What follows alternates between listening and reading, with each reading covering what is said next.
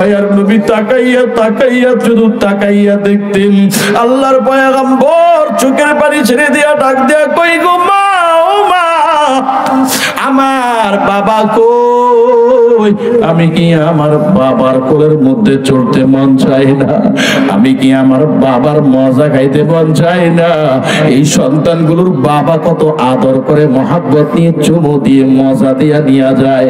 মা গো মা, বলো আমার বাবা কই? আমেনা ডাক দেয়া কয়, ও মুহাম্মদ, তোমার বাবা ব্যবসার উদ্দেশ্যে যখন গিয়েছি, দুনিয়ার জমিন থেকে তোমার বাবা চির বিদায় নিয়ে গেল। মুহাম্মদ ডাক দেয়া কয়, ও মা, ওই আমার আব্বার কবর কই? আমি আমার আব্বার কবরের পাশে যাইয়া বাবারে সালাম দিব। ও যুবক, একটু কি তোর মায়া লাগে না? আহারে, আজকে পত্রিকার পাতা হাতে লইয়া তাকাইয়া দেয়, এমন কোনদিন যায় না ও যুবক ভাই, যুবকের মরণের খবর শোনা যায় না। আহারে যুবক ভাই, গত পরশুদিন জামালপুরে গিয়েছি। ওই জামালপুর শেরপুর ওই হাইওয়ে রোডের মধ্যে একটা সিএনজি বাসের সাথে মুখামুখি হয়ে 6 জন জায়গার মধ্যে ডেথ হয়ে গেল। আহারে, তাকায়া দেখলাম সব যুবকেরা। ওরে যুবক ভাই, মরণ থেকে পালাইতে পারবা না রে বাবা, একদিন তোমারও মরতে হবে। গত 2 দিন আগে ওই সরপেশন আল্লাহর বান্দা যুবক মাত্র ছোট্ট ছোট্ট 2টা সন্তান, ওই সন্তানদের সামনে বাবার লাশ খুলে দিল। আহারে, এই ছোট্ট সন্তান চোখের পানি ফেলাইয়া বাবার লাশটাকে জড়াইয়া ধরলো। আহারে আব্বু, তুমি কথা গো? না না বাবা, কথা বলবে না রে বাবা। ও দুনিয়ার মুমিন ভাই, মায়ার নবী বলে, ও মা, আমি আমার আব্বার কবরের পাশে যাব। আল্লাহর পয়গম্বরকে আমেনা আর উম্মে আইমান 3 জন মিলিয়া নিয়ে গেলেন বাবার কবরের পাশে। আল্লাহর পয়গম্বর কবরের পাশে যাইয়া সালাম দিলেন। সালাম দেওয়ার পর ডাক দিয়া কই, গো আব্বা, তোমারে তো দেখলাম না। ও আব্বা, তুমি কেন শুয়ে আছো? কত সুন্দর ছোট্ট বাচ্চাদেরকে সন্ধ্যাবেলা বাবারা কোলে করে নিয়ে যায়, আমার বাবা কি নাই? ও বাবা, তুমি কেন শুয়ে আছো? মায়ার নবীকে নিয়ে আমা আমেনা তাড়াতাড়ি রওনা হয়ে চলে আসছেন। ওরে মুমিন ভাই, ও যুবক,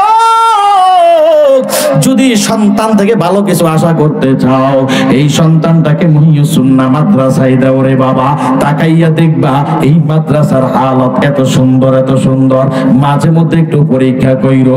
আহারে, ওই রাতে যখন 3টা বাজে, এই ছোট্ট ছোট্ট বাচ্চাগুলো বাবা ওই এত কষ্ট করে ঠান্ডা পানি দিয়া উযু করিয়া, ওরে সুন্দর এই ছাত্রগুলো, কোরআনের ছাত্রগুলো তাড়াতাড়ি নামাজে দাঁড়ায়া যায়। আহারে, নামাজ আদায় করার পর কত সুন্দর করে 2টো হাত আল্লাহর আদালতে উঠাইয়া দেয়। ওরে গুনগুন করে শুধু কান্নার আওয়াজ পাইবারে বাবা। এই ছোট্ট মাসুম বাচ্চাগুলো আল্লাহর দরবারে 2টো হাত উঠাইয়া শুধু কান্না করে। কাদের জন্য করে? বলে এলাকাবাসীর জন্য করে। ওই এলাকাবাসী কেন করে? বলে এলাকাবাসী তাদের খানা পিনার ব্যবস্থা করে দেয়, এলাকাবাসী তাদের ঘরের ব্যবস্থা করে দেয়, এলাকাবাসী তাদের জায়গার ব্যবস্থা করে দিয়েছে। ওই সন্তানগুলো আল্লাহর আদালতে 2টো হাত উঠাইয়া ডাক দিয়া কয়, ওরে মালিক, ও আল্লাহ, এই এলাকার মানুষগুলো কতই না ভালো। আমি বড় এতিম, আমার বাবাও নাই। ওরে আল্লাহ, আমার মাও নাই, আমি বড় এতিম। ওরে আল্লাহ, তুমি আমার এইখানে নিয়ে এসে এলাকার মানুষ আমার খেদমত করে। ও আল্লাহ, এলাকার মানুষের প্রতি তুমি রহমত নাজিল করে দাও। আল্লাহর কসম করে বলি, এই মাদ্রাসাটা গোটা এলাকার জন্য রহমত। ওরে গোটা এলাকার জন্য রহমত। এই এলাকার মধ্যে মাঝে মধ্যে বহু অঘটন ঘটে যাইতো, ভূমিকম্প হইতো, পাড়ায় পাড়ায় ঘরে ঘরে আগুন লেগে যাইতো রে বাবা। আজকে তো দেখবেন, তাকায়া দেখবেন, ইতিমধ্যে এরকম অঘটন গুলো ঘটে না। একমাত্র কারণ হলো মুহিউস সুন্নাহর মতো মাদ্রাসাগুলো থাকার কারণে। জোরে কাও ঠিক কিনা? এই জন্য হাত জোর করে বলি, ও আব্বা জান, এই মাদ্রাসায় তোমার নাজাতের কারণ। যতগুলো ছাত্র তেলাওয়াত করবে রে বাবা, তুমি যদি ঘাম ঝরা একটু অর্থ এই কোরআনের জন্য দিতে পারো রে বাবা, আল্লাহর কসম তোমার নিয়ত যদি ভালো হয় আর তোমার এই ঘাম ঝরা অর্থের বিনিময়ে যদি একটা ছাত্র হাফেজে কোরআন হয়, ও আব্বা জান, দুনিয়াতে চিরকাল তুমি থাকবা না, কবরের বাসিন্দা তোমাকে হতে হবে। কবরে শুইয়া থাকবা, ওই হাফেজে কোরআন যতগুলো অক্ষর পড়বে রে বাবা, প্রত্যেকটা অক্ষরের সওয়াব আল্লাহ তোমার আমার কবরের মধ্যে পৌঁছায়া দিবে। ও সন্তান, যুবক, শুধু কান্না করবা, আল্লাহ আমি তো হাফেজ না, আমার কবরের মধ্যে সওয়াব আসছে কোথার থেকে? আল্লাহ বলবে, বান্দা তুই ওই কোরআনের মাহফিলে বসিয়া কোরআনের প্রেমে পড়িয়া হাফেজে কোরআনকে ভালোবাসিয়া ওই মাহফিলের মধ্যে বইসা মাদ্রাসার এতিমের জন্য, এতিমদের জন্য 10,000 টাকা দান করেছো। ও বান্দা, আজকে আল্লাহ তোমাকে ছাড়বে না। আল্লাহ মেহেরবানি করে ওই টাকার বরকতে বদৌলতে আল্লাহ তোমাকে হাফেজে কোরআনের সওয়াব তোমার কবরের মধ্যে দিচ্ছে। এ মুমিন ভাই, এই জন্য হাত জোর করে বলি বাবা, এই মাদ্রাসা গোটা এলাকার জন্য রহমত, এই মাদ্রাসা গোটা এলাকার জন্য নাজাতের কারণ। ও বন্ধুগণ, হাকিমুল উম্মাত মুজাদ্দিদুল মিল্লাত শাহ আশরাফ আলী থানভী কিতাবের মধ্যে ঘটনা বয়ান করতে বলেন, এক আল্লাহর বান্দা বহুদিন যাবত বিদেশে বসবাস করে, বহুদিন যাবত বিদেশে বসবাস করে, আল্লাহর বান্দা বহুদিন যাবত বিদেশে বসবাস করে। হঠাৎ করে ওই বান্দা বিবিকে ডাক দেয়া কয়, ও বিবি, আমার সন্তান যেহেতু হয় না, আমার সন্তান যেহেতু নাই, আমি আর বিদেশ করতে চাই না, এত টাকা পয়সা খাবে কে? ও বিবি, আমার মন চায় আমার বাড়ির দরওয়াজায় কোরআনের এতিমখানা মাদ্রাসা, এই মাদ্রাসার কিছু এতিম ছাত্রর মেহনত আমি করিয়া, এদের পেছনে মেহনত করিয়া আমি একজন কোরআনের খাদেম হতে চাই। বিবি ডাক দেয়া কয়, স্বামী, এই টাকা খাওয়ার কোনো লোক নাই না, তাড়াতাড়ি চলিয়ে আসো। ওই স্বামী বেচারা চলে আসছেন মাদ্রাসার হুজুরের কাছে, এসে ডাক দেয়া কয়, হুজুর, যেহেতুগুলো এতিম ছাত্র আছে আমার আমল নামাই দিয়া দিবে, নিয়মিত 3 বেলা খানা আমি এদেরকে খাওয়াবো, আল্লাহর কি ফায়সালা। ওই যুবক ডাক দেয়া কয়, ও হুজুর, যত ছাত্রর মেহমানদারি সব আমি করাবো, রাত দিন 24টা ঘন্টা মেহনত করে এতিমদের সহযোগিতার জন্য ওই আল্লাহর বান্দা বিদেশ থেকে চলে আসলেন, ওই ছাত্রগুলাকে নিজের সন্তানের মতো খানা খাওয়ায়। মায়ার নবী বলেন, আমি নিজেও এতিম, এর দুনিয়ার উম্মত আমার মতো এতিম গোটা আরবের মধ্যে আর কেউ ছিল না। ও সন্তান শুনো, মায়ার নবী রাস্তা দিয়ে যখন ছোট্টবেলা যাইতেন, রাস্তার খেলার মাঠে বাচ্চাগুলো খেলতো, মায়ার নবী রাস্তার মধ্যে বসে বসে তাকাইয়া দেখতেন, যখন সন্ধ্যা হয়ে যাইত ওই এতিম সন্তানদের বাবারা এসে, ওই সন্তানদের বাবারা এসে সন্তানগুলোর কোলের মধ্যে মজা দিয়া নিয়ে যাইতেন। মায়ার নবী তাকাইয়া তাকাইয়া শুধু তাকাইয়া দেখতেন। আল্লাহর পয়গম্বর চোখের পানি ছেড়ে দিয়া ডাক দেয়া কই, গো মা, ও মা, আমার বাবা কই? আমি কি আমার বাবার কোলের মধ্যে চড়তে মন চাই না? আমি কি আমার বাবার মজা খাইতে মন চাই না? এই সন্তানগুলোর বাবা কত আদর করে মহাব্বত নিয়ে চুমু দিয়ে মজা দিয়া নিয়ে যায়। মা গো মা, বলো আমার বাবা কই? আমেনা ডাক দেয়া কয়, ও মুহাম্মদ, তোমার বাবা ব্যবসার উদ্দেশ্যে যখন গিয়েছি, দুনিয়ার জমিন থেকে তোমার বাবা চির বিদায় নিয়ে গেল। মুহাম্মদ ডাক দেয়া কয়, ও মা, ওই আমার আব্বার কবর কই? আমি আমার আব্বার কবরের পাশে যাইয়া বাবার সালাম দিব। ও যুবক, একটু কি তোর মায়া লাগে না? আহারে, আজকে পত্রিকার পাতা হাতে লইয়া তাকাইয়া দেয়, এমন কোনদিন যায় না ও যুবক ভাই, যুবকের মরণের খবর শোনা যায় না। আহারে যুবক ভাই, গত পরশুদিন জামালপুরে গিয়েছি। ওই জামালপুর শেরপুর ওই হাইওয়ে রোডের মধ্যে একটা সিএনজি বাসের সাথে মুখামুখি হয়ে 6 জন জায়গার মধ্যে ডেট হয়ে গেল। আহারে তাকায়া দেখলাম সব যুবকেরা। ওরে যুবক ভাই, মরণ থেকে পালাইতে পারবা না রে বাবা, একদিন তোমারও মরতে হবে। গত 2 দিন আগে ওই সরপেশন আল্লাহর বান্দা যুবক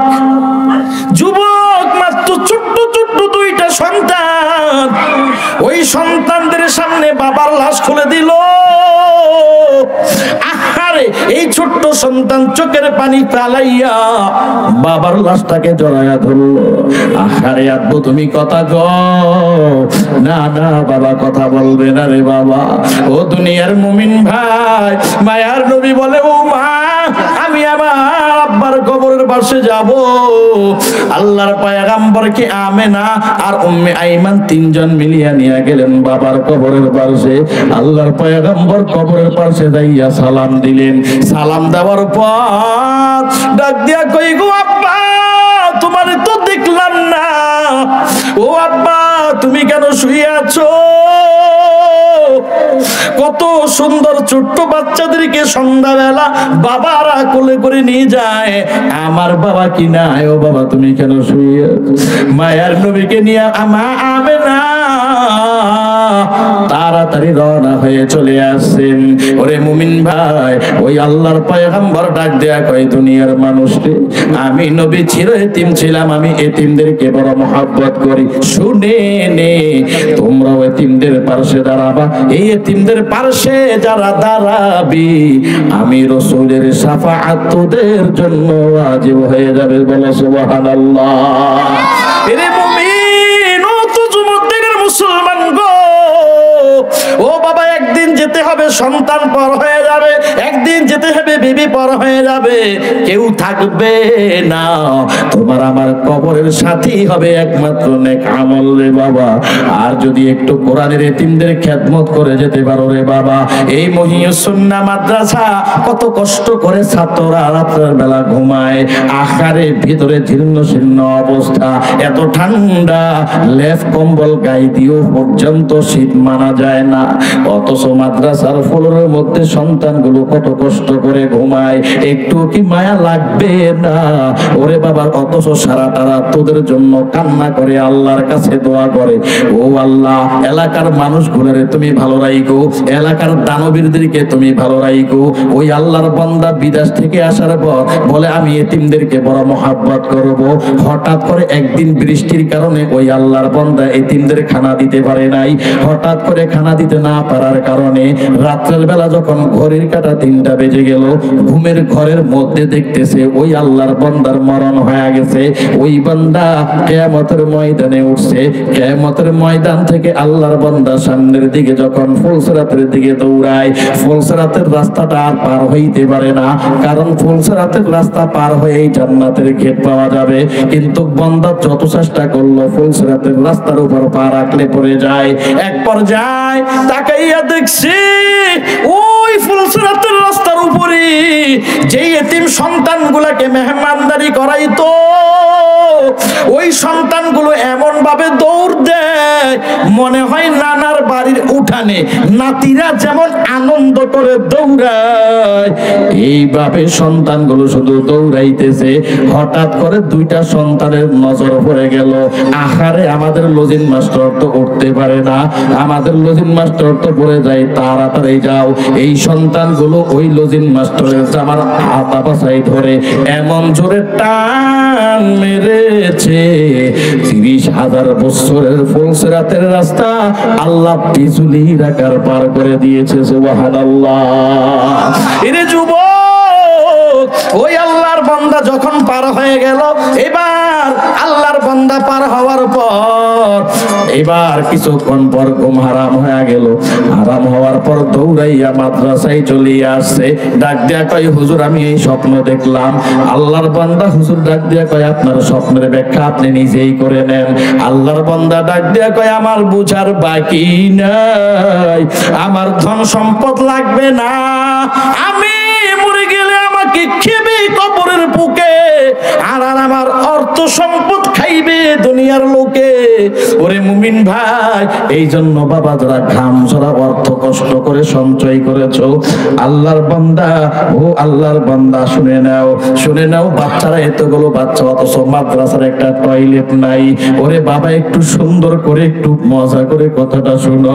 অথচ এতগুলো বাচ্চা টয়লেট না সারতে পারলে জীবনের মনে হয় এর চাইতে বড় আর কিছুই কষ্ট না। কোন বান্দার 2 নম্বর অথবা যদি বড় হাজত, ছোট হাজত ধরে, আহারে সহ্য করা যায় না। এতগুলো ছাত্র কেমনে চলাফেরা করে রে বাবা? মাদ্রাসার স্থায়ী একটা কোনো টয়লেট নাই। ও আল্লাহর বান্দারা, মাদ্রাসার সুন্দর বাচ্চাদের একটু জায়গার ব্যবস্থা সুন্দর উন্নত মানের নাই। এই কোরআনের ছাত্রদের জন্য, এই এতিম অসহায় ছাত্রদের জন্য, এই মাদ্রাসার জন্য রে বাবা, এমন কোন বান্দা আছো যে হুজুর জীবনে অনেক টাকা কামাইলাম, জীবনের ঘাম ঝরা অর্থ থেকে এই কোরআনের পাখিদের জন্য, এতিমদের জন্য আমি আমার জীবনের সব আয় উন্নতির থেকে আমি একটা অঙ্ক 10,000 টাকা আমি এদের জন্য দিয়া যাব, এমন কোন আল্লাহর বান্দা আছে? একটা বান্দা সর্বপ্রথম হাত উঠাও। ওরে আল্লাহ, সব সম্পদ দিয়েছো তুমি, আবার নিয়ে যাইবো তুমি।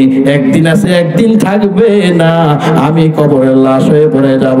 আমার ছেলে সন্তান 2 দিন 3 দিন কান্না করবে, বেশি থেকে বেশি এক সপ্তাহ পর্যন্ত কান্না করবে। এরপরে খবর থাকবে না। এরপরে আমার কবরের হিসাব সব আমার দিতে হবে। এমন কোন বন্ধু আছে এই ময়দানে 10,000 টাকাই কোরআনের জন্য দিবা রে বাবা? এই এতিমদের জন্য 10,000 টাকা দিবা? এমন কোন বান্দা আছে? একজন হাত উঠাও। ওরে আল্লাহ, কার হাতটা জানি তোমার কাছে কবুল হয়ে যায়? জানি না কার হাতটা জানি তোমার কাছে কবুল হয়ে যায় রে আল্লাহ। আল্লাহ, যার হাতটা তুমি কবুল করবা, ও আল্লাহ, আবু বকর ওমরের সাথে তুমি জান্নাত দিয়া দিবা। এমন একজন কোন বন্ধু আছেন 10,000 টাকা দিবেন? এই এতিম অসহায় মাদ্রাসার জন্য একটা টয়লেট বানাইতে হবে। ওরে বাবা, 2 থেকে 2.5 লক্ষ টাকা হলে সব সুন্দরভাবে হবে। তবে এত কিছু চাওয়া হবে না। আপনাদের এই মসজিদ থেকে এমন কোন বান্দা আছেন 10,000 টাকা দিবেন? 10,000 টাকা দেনেওয়ালা, আল্লাহর ভালোবাসা নিয়ে, মায়ার নবীর আকর্ষণ নিয়ে, কোরআনের মহাব্বতে পড়ে একজন এতিমের সহযোগিতায় আমি হাফেজে কোরআনের সঙ্গী হয়ে কবরে যাব, আমি আলেমের সঙ্গী হয়ে কবরে যাব। আমার কবরের মধ্যে কোরআন আমার মাথার দিক থেকে দাঁড়িয়ে যাবে, কোরআন আমার পক্ষে কথা বলবে, আমার বিপক্ষে যাবে না। এমন একজন বন্ধু চাই, 10,000 টাকা দিবে। আসেননি কোন বন্ধু 10,000 টাকা দেনেওয়ালা একজন দেখতে চায়? 10 জন, 10,000 টাকা মাত্র, শুধুমাত্র কেবলমাত্র। কোন বন্ধু আছেন?